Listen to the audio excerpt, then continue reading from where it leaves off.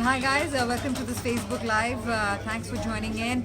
It's been an interesting session of trade for the markets. Flat as flat can be on the index. For the broader markets, also a bit softer in the session. The Karnataka elections hang off balance, so we still have to ascertain how the market would get influenced by way of performance on account of the outcome there.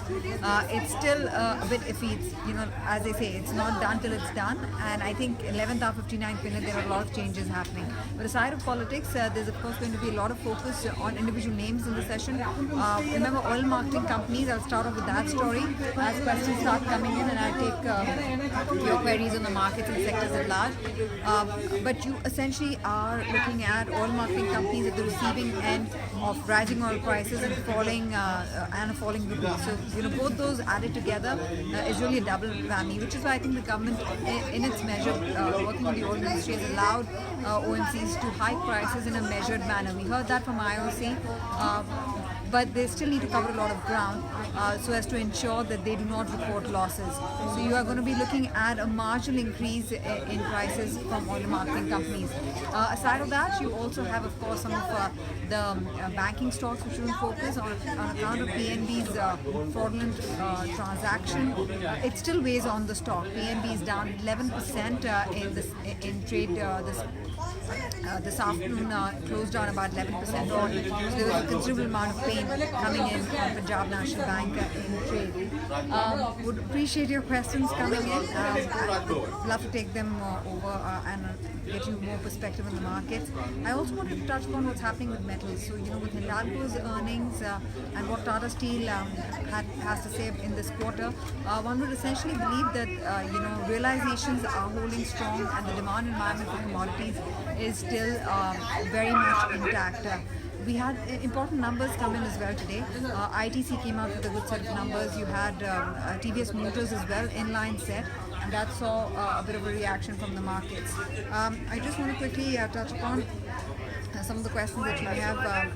Manas has spoken about SBI. It's been a while that we've highlighted the trade in PSU banks. They've been under a lot of pressure, I think largely led by the perception that got dented because of PNB. But SBI still within the pack is seen as a bit of an outlier, is seen as an outperformer in the session. And that's where the story really lies with SBI. The fact that,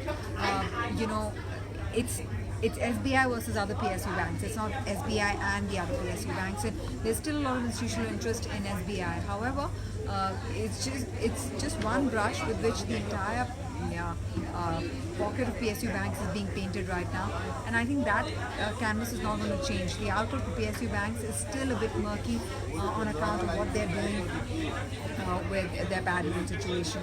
I also want to talk about Ceylon exploration. The exploration business, and I'm not going to specifically talk about Ceylon, but the exploration business on account of higher oil prices has a direct one-on-one correlation with prices moving up. Now with ONGC, the story is different. Unless they have to, share the subsidy burden and extend out, a share in the losses that OMCs bear on account of rising oil prices. Unless that burden falls on ONGC once again, other than that, you're going to be perhaps looking at ONGC benefiting from higher realizations on account of oil prices rising. So be mindful. The exploration lot, Oil India, ONGC, Ceylon Exploration, the upstream companies definitely are key beneficiaries on account of rising oil prices.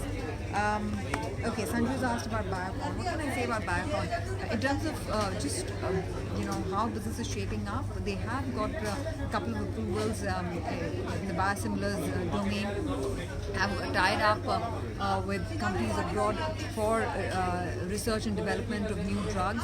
They're in the right space. Analysts believe that they could be on an inflection point, but whether or not that translates into windfall gains or not, and when that comes through, something that you have to wait and watch out for. Ms.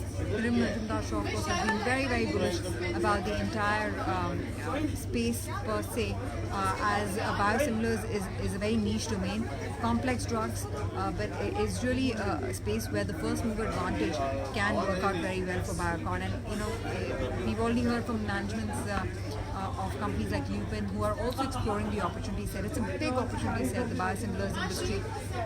as the world moves towards lowering prices of drugs, this is a space that you need to keep an eye out for. Now, how it translates, how Biocon is able to milk the opportunity, we'll have to wait and watch out for that. I think there was one question on metals. Yeah, Sanjeev has asked on metals. Now, metals again, good space. It's seen a multi-year rally. Prices have been moving up, whether it's for aluminium, copper, steel.